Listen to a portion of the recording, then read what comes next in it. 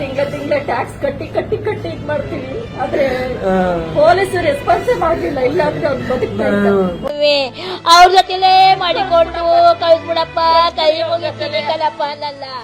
ನನ್ನ ಮಗನ ನನ್ನ ಮನೆ ತೆಗೆ ಕರ್ಕಬೇಡಿ, ನಾನು ಈ ಕಣ್ಣಲ್ಲಿ ನೋಡ್ನಾರೆ. ನನ್ನ ಮಗ ಅದಕ್ಕೆ ಸಲುವಾಗಿ ಜೀವ ಬಿಟ್ಟವ್ನೆ. ನನ್ನ ಮನೆ ಹಾಳು ಮಾಡಿದ್ರಲ್ಲ, ನನಗಿರೋನಪ್ಪ ಮಗ ಏನಪ್ಪ ಮಾಡನೆ. ನಾನು ನನ್ನ ಕಲ್ಪನೆಗೆ ಸಾಕ್ಬಿಡಿ. ನಿಮ್ಮ ಒಂದು ಧೋರಣೆಯಿಂದ, ನಿಮ್ಮ ಒಂದು ಅಜಾಗರೂಕತೆಯಿಂದ ನನ್ನ ಮಗನ ಇವತ್ತು ಬಲಿ ತಗೊಂಡಿದ್ದೀರಾ. ದಯವಿಟ್ಟು ಅವನು ಕರ್ಕೊಂಡು ಹೋಗಕ್ಕೆ ವ್ಯವಸ್ಥೆ ಮಾಡ್ಕೊಡಿ. ಆಗೋಗ್ಬಿಟ್ಟಿದೆ. ಇವ್ರು ನಾಳೆ ಕಳಿಸ್ತೀವಿ ಅಂತಾರೆ. ಅದೇ ಸರ್ಕಾರ ಇವಾಗ ಚೀಫ್ ಮಿನಿಸ್ಟರ್ ಬಂದಿದ್ರು, ಹೋಮ್ ಮಿನಿಸ್ಟರ್ ಬಂದಿದ್ರು, ಅವ್ರು ಹೋದ್ರು. ನಾವು ಒಬ್ಬೊಬ್ರು ಸಾಕೊಂಡಿರ್ತೀವಿ. ನನ್ನ ಮಗನ್ ಕರ್ಕೊಂಡು ಹೋಗ್ತೀನಿ, ನನಗೆ ಕಳಿಸ್ಕೊಡಿ ಸರ್. ಇವತ್ತು ಫುಟ್ಪಾತ್ ತುಂಬಾ ಪೊಲೀಸರಿದ್ರು ಸರ್, ಹರಟೆ ಹೊಡಿತಾ ಇದ್ರು. You want the proof?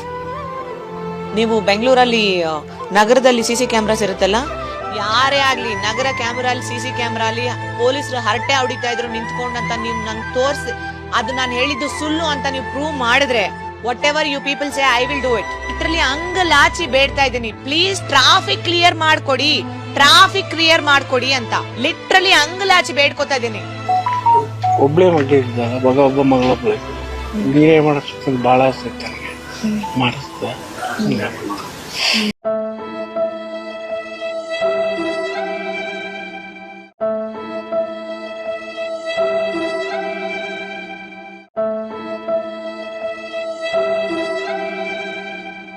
ವೀಕ್ಷಕರೇ ನಮಸ್ಕಾರ, MTH ಚಾನಲ್ಗೆ ಸ್ವಾಗತ. ನಾನು ನಿಮ್ಮ ಮಂಜುಳಾ. 18 ವರ್ಷಗಳ ಕನಸನ್ನ ವಿಜೃಂಭಿಸ್ತಕ್ಕಂತಹ ದಿನ ಸೂತಕದ ದಿನವಾಗಿ ಬದಲಾದದ್ದು ಖಂಡಿತ ವಿಪರ್ಯಾಸ. ಚಿನ್ನಸ್ವಾಮಿ ಕ್ರೀಡಾಂಗಣದಲ್ಲಿ ಬುಧವಾರ ಸಂಜೆ 6 ಗಂಟೆಯ ಸುಮಾರಿಗೆ ರಾಯಲ್ ಚಾಲೆಂಜರ್ಸ್ ಬೆಂಗಳೂರು ತಂಡದ ವಿಜಯೋತ್ಸವ ಮತ್ತು ಟ್ರೋಫಿಯನ್ನು ಅಭಿಮಾನಿಗಳಿಗೆ ಸಮರ್ಪಿಸುವ ಕಾರ್ಯಕ್ರಮ ಆಯೋಜಿಸಲಾಗಿತ್ತು.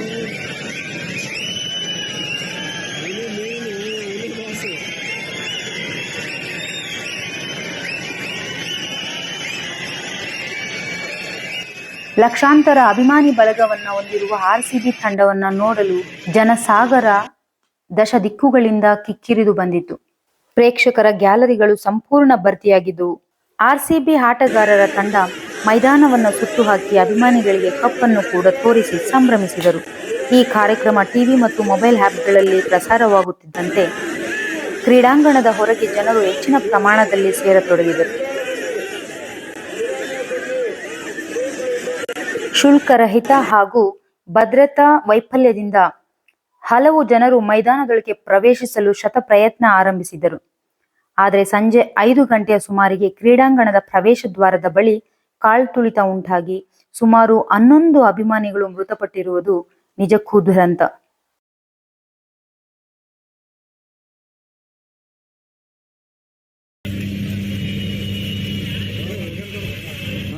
ಮೂವತ್ಮೂರಕ್ಕೂ ಹೆಚ್ಚು ಜನ ತೀವ್ರವಾಗಿ ಗಾಯಗೊಂಡು ಆಸ್ಪತ್ರೆಗಳಿಗೆ ಕೂಡ ದಾಖಲಾಗಿದ್ದರು.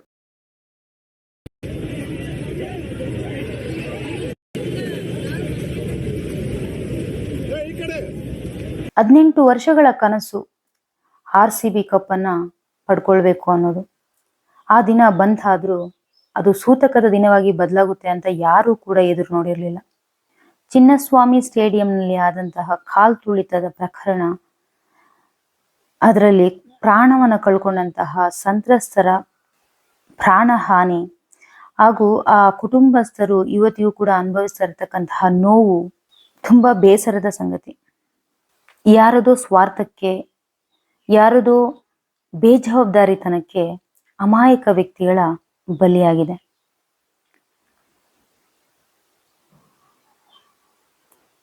ಈ ಒಂದು ದೃಶ್ಯಾವಳಿಗಳನ್ನ ಗಮನಿಸಿದಾಗ ನಮಗೆ ನಿಜಕ್ಕೂ ಇಂತಹ ಒಂದು ಸಂದರ್ಭವನ್ನ ಹತೋಟಿಗೆ ತರೋದು ಕಷ್ಟ ಅಂತ ಅನಿಸಬಹುದು. ಯಾಕಂದ್ರೆ ನಾಗರಿಕ ಪ್ರಜ್ಞೆಯನ್ನ ಮರೆತಾಗ ಕೂಡ ಇಂತಹ ಅನಾಹುತಗಳು ನಡೆಯುತ್ತವೆ.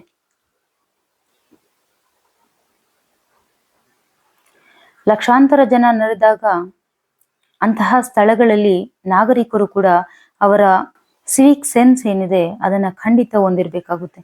ಇಲ್ಲ ಅಂದ್ರೆ ಇಂತಹ ಅನಾಹುತಗಳಾಗಿ ಅಮಾಯಕ ಜನರ ಮಾರಣ ಹೋಮ ನಡೆದು ಬಿಡುತ್ತೆ. ಇಲ್ಲಿ ಜನಸಾಮಾನ್ಯರು ಒಂದನ್ನು ಅರ್ಥ ಮಾಡ್ಕೊಳ್ಬೇಕು.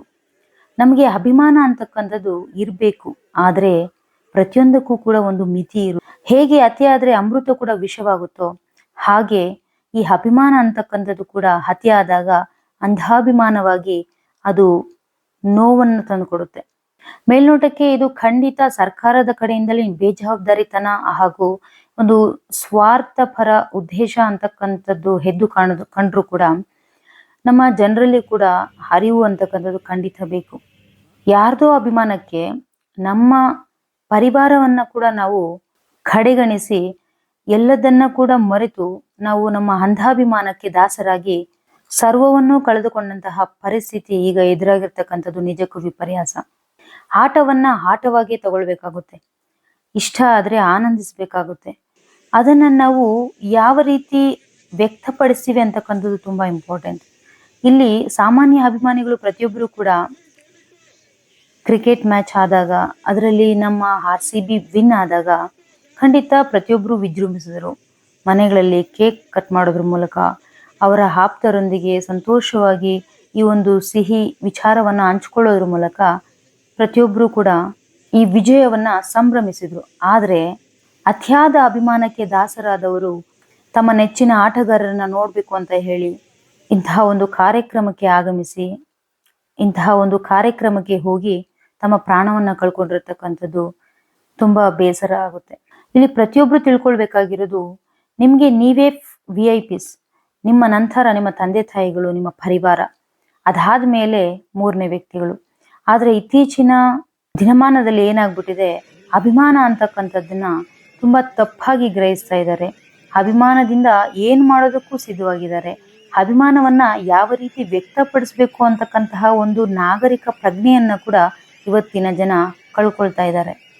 ಈ ಒಂದು ಪ್ರಕರಣಕ್ಕೆ ಸಂಬಂಧಿಸಿದಂತೆ ನಾವು ಗಮನಿಸಿದಾಗ RCBಗೆ ಮೊದಲೇ ತುಂಬಾ ಫ್ಯಾನ್ ಕ್ರೇಜ್ ಜಾಸ್ತಿ ಇದೆ. ಅದರಲ್ಲೂ ಈ ಒಂದು 18 ವರ್ಷಗಳ ನಂತರ ಈ ಒಂದು ಕನಸು ನನಸಾದಂತಹ ಒಂದು ದಿನ ಏನಿದೆ, ಅದು ಅವರಿಗೆ ಆಲ್ರೆಡಿ ಆ ಒಂದು ಕ್ರೇಜ್ ಅನ್ನ ತಂದ್ಕೊಂಡ್ಬಿಟ್ಟಿತ್ತು. ಅದನ್ನ ವ್ಯಕ್ತಪಡಿಸೋದಕ್ಕೆ ಜನ ಆಯ್ಕೆ ಮಾಡ್ಕೊಂಡಂತಹ ವಿಧಾನಗಳೇನಿದೆ ಅವು ನಿಜಕ್ಕೂ ಎಲ್ಲರನ್ನ ಬೆಚ್ಚಿ ಬೀಳಿಸುತ್ತೆ. ಈ ಒಂದು ದೃಶ್ಯಾವಳಿಯನ್ನ ನೋಡಿ, ಸ್ಟೇಡಿಯಂನಲ್ಲಿ ಈಗಾಗಲೇ ಲಕ್ಷಾಂತರ ಜನ ತುಂಬಿ ತುಳುಕಿದ್ದಾರೆ. ಬೇರೆ ವ್ಯಕ್ತಿಗಳಿಗೆ ಎಂಟರಾಗೋದಕ್ಕೂ ಕೂಡ ಸ್ಥಳ ಇಲ್ಲ. ಅಂತ ಸಂದರ್ಭದಲ್ಲಿ ನಮ್ಮ ನಾಗರಿಕರಲ್ಲಿ ಎಂತಹ ನಾಗರಿಕ ಪ್ರಜ್ಞೆ ಇದೆ ಅಂತಕ್ಕಂಥದನ್ನ ಇಲ್ಲಿ ಗಮನಿಸಬಹುದು. ಯೂಶುವಲಿ ಬೆಂಗಳೂರಿಗರು ತುಂಬಾ ಸುಸಂಸ್ಕೃತ ವ್ಯಕ್ತಿಗಳು ಅನ್ನೋ ಮಾತಿದೆ. ಇಲ್ಲಿ ಗಮನಿಸಿದಾಗ ಇಲ್ಲಿ ಹಾಕಿರ್ತಕ್ಕಂತಹ ತಡೆಗೋಡೆ ಅಥವಾ ಗೇಟ್ ಏನಿದೆ, ಆ ಗೋಡೆಯನ್ನ ಕೂಡ ಹತ್ತಿ ಜಂಪ್ ಮಾಡಿ ಅಲ್ಲಿ ತಂತಿಗಳು ಕೂಡ ಇದಾವೆ, ಆ ತಂತಿಗಳನ್ನ ಕೂಡ ಅವರು ಪರಿಗಣಿಸಿಲ್ಲ, ಅವೆಲ್ಲವುಗಳನ್ನ ಕೂಡ ಲೆಕ್ಕಕ್ಕೆ ತಗೊಂಡಿಲ್ಲ. ಅದನ್ನ ದಾಟಿ ಕಾರ್ಯಕ್ರಮದ ವೀಕ್ಷಣೆಗೆ ಮುಂದಾಗ್ತಾರೆ ಅಂತ ಹೇಳಿದ್ರೆ ಈ ಜನರನ್ನ ನಾವು ಫ್ಯಾನ್ಸ್ ಅನ್ಬೇಕಾ ಅಥವಾ ಬ್ಲೈಂಡ್ ಆಗಿರ್ತಕ್ಕಂತಹ ಅಂಧ ಅಭಿಮಾನಿಗಳು ಅಂತ ಹೇಳ್ಬೇಕಾ? ಅದರಲ್ಲೂ ಈ ಒಂದು ಕಾರ್ಯಕ್ರಮಕ್ಕೆ ಮಕ್ಕಳು, ಮಹಿಳೆಯರು, ವಯಸ್ಸಿನ ಅಂತರವಿಲ್ಲದೆ ಪ್ರತಿಯೊಬ್ಬರು ಕೂಡ ಬಂದಿರತಕ್ಕಂಥದ್ದು ವಿಪರ್ಯಾಸ. ಹಾಗೂ ಸರ್ಕಾರ ಇದನ್ನ ಇಷ್ಟೊಂದು ಬೇಜವಾಬ್ದಾರಿತನದಿಂದ ಅಷ್ಟು ಬೇಗ ಈ ಒಂದು ಕಾರ್ಯಕ್ರಮವನ್ನ ಆಯೋಜಿಸ್ತಕ್ಕಂತಹ ಅವಶ್ಯಕತೆ ಆದ್ರೂ ಏನಿತ್ತು? ಇಂತಹ ಒಂದು ದೊಡ್ಡ ಕಾರ್ಯಕ್ರಮವನ್ನ ಆಯೋಜಿಸಬೇಕಾದ್ರೆ ಅದಕ್ಕೆ ಒಂದು ಸುಸಜ್ಜಿತವಾದಂತಹ ಒಂದು ಯೋಜನೆ ಬೇಕಾಗುತ್ತೆ. ಪೊಲೀಸ್ ವಿಭಾಗಕ್ಕೆ ಅವರದೇ ಆದಂತಹ ಒಂದು ಪ್ಲಾನ್ಸ್ ಮಾಡ್ಕೊಳ್ಳೋದಕ್ಕೆ ಸಮಯಾವಕಾಶ ಬೇಕಾಗುತ್ತೆ. ಫ್ಯಾನ್ಸ್ ಅಲ್ಲಿ ಇರ್ತಕ್ಕಂತಹ ಹುಚ್ಚುತನ ಏನಿದೆ, ಆ ಒಂದು ಕ್ರೇಜಿನೆಸ್ ಏನಿದೆ, ಆ ಒಂದು ಎಮೋಷನ್ ಏನಿದೆ, ಅದು ಒಂದು ಮಟ್ಟಿಗೆ ಕಂಟ್ರೋಲ್ ಆಗ್ಬೇಕಂದ್ರೆ ಅದಕ್ಕೂ ಕೂಡ ಒಂದಷ್ಟು ಸಮಯ ಬೇಕಾಗುತ್ತೆ. ಹಿಂದಿನ ರಾತ್ರಿ ತಾನೇ ಮ್ಯಾಚ್ ಆಯಿತು, ದಿಢೀರನೆ ಮರುದಿನ ಈ ಒಂದು ಕಾರ್ಯಕ್ರಮವನ್ನು ಆಯೋಜಿಸ್ತಕ್ಕಂತಹ ಒಂದು ಉದ್ದೇಶ ಏನಿದೆ, ಅದರ ಒಂದು ಹಿಂದಿನ ರಾಜಕೀಯ ಕುತಂತ್ರ ಏನಿದೆ, ಅಮಾಯಕ ಜನರ ಬಲಿ ಏನಿದೆ, ನಿಜಕ್ಕೂ ಖಂಡನೀಯ. ಹೊರಗಡೆ ಅಮಾಯಕ ಜನರು ಉಸಿರಾಟ ತೊಂದರೆಯಿಂದ ಕಾಲ್ತುಳಿತಕ್ಕೊಳಗಾಗಿ ಪ್ರಾಣ ಕಳ್ಕೊಳ್ತಾ ಇದ್ರೆ, ಒಳಗಡೆ ರಾಜಾರೋಷವಾಗಿ ಸೆಲ್ಫಿಗಳೊಂದಿಗೆ ತುಂಬಾ ವಿಜೃಂಭಣೆಯಿಂದ ಸಂಭ್ರಮಾಚರಣೆ. ಸೂತಕದ ಸಂದರ್ಭದಲ್ಲೂ ಕೂಡ ಸಂಭ್ರಮದ ಆಚರಣೆ. ನಮ್ಮ ಸಮಾಜ ಯಾವ ಹಾದಿಯಲ್ಲಿ ಸಾಗ್ತಾ ಇದೆ? ಇದರ ಬೆನ್ನಲ್ಲೇ ಸಂತ್ರಸ್ತರ ಪರಿವಾರಕ್ಕೆ ರಾಜ್ಯ ಸರ್ಕಾರದ ಕಡೆಯಿಂದ 10 ಲಕ್ಷ ಹಾಗೂ RCB ಕಡೆಯಿಂದ 10 ಲಕ್ಷ ಹಣವನ್ನ ಅಥವಾ ಪರಿಹಾರ ಧನವನ್ನ ಘೋಷಿಸಿದೆ. ಆದ್ರೆ ಅಂತಹ ಲಕ್ಷಗಳಲ್ಲ, ಕೋಟಿ ಕೋಟಿ ದುಡ್ಡು ಹಾಕಿದ್ರು ಕೂಡ ಕಳೆದುಕೊಂಡ ಆ ಆಪ್ತರನ್ನ ಮತ್ತೆ ಮರಳಿ ತರೋದಕ್ಕೆ ಸಾಧ್ಯವಿದೆಯೇ? ವೀಕ್ಷಕರೇ, ಈಗಲಾದ್ರೂ ಎಚ್ಚೆತ್ತುಕೊಳ್ಳಿ. ಅಭಿಮಾನ ಒಂದು ಮಟ್ಟಕ್ಕಿದ್ರೇನೆ ಅಭಿಮಾನ, ಇಲ್ಲ ಅಂದ್ರೆ ನಮ್ಮ ಸ್ವಾಭಿಮಾನವನ್ನ ನಾವು ಕಳ್ಕೊಳ್ಬೇಕಾಗುತ್ತೆ. RCB ಅಂತಕ್ಕಂಥದ್ದು ಒಂದು ವಾಣಿಜ್ಯ ಮಂಡಳಿ. ಆಟ ಆಡ್ತಾರೆ, ಆಟಗಾರರಿಗೆ ಒಂದಷ್ಟು ಸಂಬಳ ಅನ್ನತಕ್ಕಂಥದ್ದು ಇರುತ್ತೆ, ಅವರ ಪರಿವಾರವನ್ನ ಅವ್ರು ಪೋಷಿಸ್ಕೊಳ್ತಾರೆ, ಅವರ ಒಂದು ಜೀವನವನ್ನ ಅವ್ರು ನೋಡ್ಕೊಳ್ತಾರೆ. ಈ ಒಂದು ಅಭಿಮಾನವನ್ನ ನಾವು ಅನ್ನ ಕೊಡ್ತಕ್ಕಂಥ ರೈತನಿಗೂ, ದೇಶ ಕಾಯ್ತಕ್ಕಂತಹ ಸೈನಿಕನಿಗೂ ಕೊಟ್ರೆ ಅದು ನಿಜಕ್ಕೂ ಅರ್ಥಪೂರ್ಣವಾಗಿರುತ್ತೆ ಅಂತಕ್ಕಂಥದ್ದು ನನ್ನ ಅಭಿಪ್ರಾಯ. ನಿಮ್ಮ ತಂದೆ ತಾಯಿಗಳಿಗೆ ಸಮಯ ಕೊಡಿ, ನಿಮ್ಮ ಪರಿವಾರಕ್ಕೆ ನಿಮ್ಮ ಬೆಂಬಲ ಕೊಡಿ, ಜೀವನದ ತಾತ್ಪರ್ಯ ಅಥವಾ ಜೀವನದ ಗುರಿಯನ್ನ ಅರಿತುಕೊಳ್ಳಿ. ನಿಮ್ಮ ಗುರಿಗೆ ಗುರಿ ತಲುಪಿಸುವ ಗರಿಯಾಗಿ ಯಾವುದೇ ಕಾರಣಕ್ಕೂ ನಿಮ್ಮ ಹುಚ್ಚುತನಕ್ಕೆ ನಿಮ್ಮ ಪರಿವಾರದವರಿಗೆ ನೋವನ್ನು ಉಂಟು ಮಾಡಬೇಡಿ. ಈ ಒಂದು ಸಂದರ್ಭದಲ್ಲಿ ಡಾಕ್ಟರ್ ವಿನಯ್ ಅವರು ಬರೆದಿರ್ತಕ್ಕಂತಹ ಕೆಲವು ಸಾಲುಗಳು ನೆನಪಾಗ್ತಾ ಇದ್ದಾವೆ. ಆಡಿದರು ಆಟ ಆ 11 ಜನ, ಏರಿದರು ಚಟ್ಟ ಈ 11 ಜನ. ಅವರೂ ಆಡಿದರು ಕ್ರಿಕೆಟ್ ಮೈದಾನದಲ್ಲಿ, ಇವರು ಮಡಿದರು ಕ್ರಿಕೆಟ್ ಮೈದಾನದಲ್ಲಿ. ಅವರನ್ನು ಅಭಿನಂದಿಸಿದರು ಕುಂಕುಮವಿಟ್ಟು, ಇವರನ್ನು ಬೀಳ್ಕೊಟ್ಟರು ವಿಭೂತಿ ಇಟ್ಟು. ಅವರಿಗೂ ಸಿಕ್ಕಿತು CM ಪುರಸ್ಕಾರ, ಇವರಿಗೂ ದೊರೆಯಿತು CM ಪರಿಹಾರ.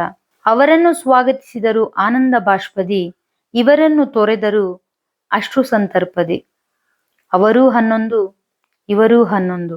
ಮಡಿದವರ ಆತ್ಮಕ್ಕೆ ಶಾಂತಿಯನ್ನ ಕೋರುತ್ತಾ ಧನ್ಯವಾದಗಳು.